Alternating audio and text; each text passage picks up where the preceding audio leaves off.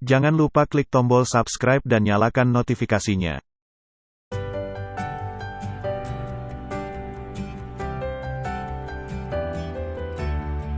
Hai semuanya, kali ini kita akan membahas mengenai dua jenis obat batuk, yaitu ekspektoran dan antitusif.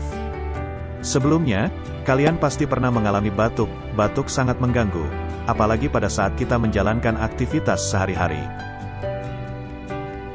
Apa itu batuk? Batuk merupakan suatu refleks pertahanan tubuh untuk mengeluarkan benda asing dari dalam tenggorokan atau saluran nafas. Batuk terbagi menjadi dua, yaitu batuk kering atau batuk non-produktif, dan batuk berdahak atau batuk produktif. Obat batuk dibagi menjadi dua, yaitu antitusif dan ekspektoran.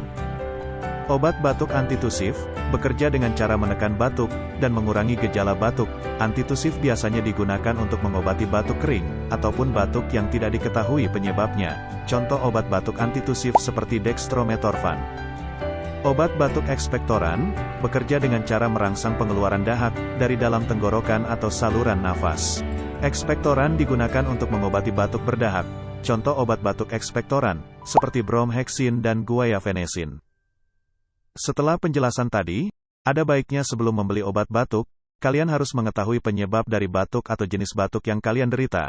Apakah batuknya kering atau berdahak?